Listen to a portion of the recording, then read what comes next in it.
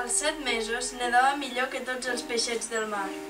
Tant li agradava la mar a la Júlia que tota la família decidí traslladar-se a viure a la vora de la mar. Decidiren instal·lar-se al port d'un petit poble mariner.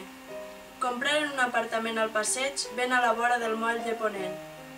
Així, la petita Júlia, com altres nens i nenes, corren pel parc i captiven els avis dels seus companys.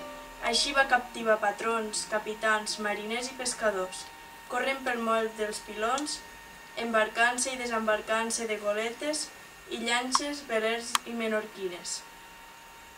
Quan es cansava de córrer, es distreia talaiant l'horitzó, guaitant els vaixells que navegaven observant les barquetes amarrades als norais. Per als homes de mar, la Júlia era la nina del mar. Era un més dins cada una de les tripulacions. Salpava amb ells sempre que la deixaven, i un cop en alta mar, hissava el seu vestit com una vela. Se'n desfeia i submergia dins l'aigua per surar-hi, qui sap quant de temps. Es passava hores i hores dins del mar. Els seus pares se'n feien creus. Aquesta nena no se'n cansa mai, en sortida tota rebregada.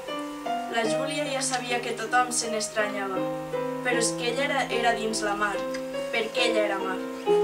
La Júlia es feia mar quan les aigües salades l'abraçaven. La Júlia s'acostava a la voreta de l'aigua. La mar llepava suaument els seus peus nus, els seus turmells. Ella sentia l'aigua com la llengua humida, d'un animaló gegantí, però amic, que la posseïa per voluntat d'ella, no per la força. Després la mar s'entrellaçava per les seves cames i ella avançava mar endins, fins a capbussar-s'hi.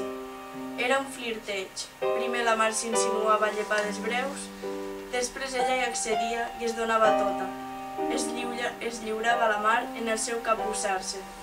Entre les onades es convertia en una bonica adolescent. I era mar. La Júlia era mar.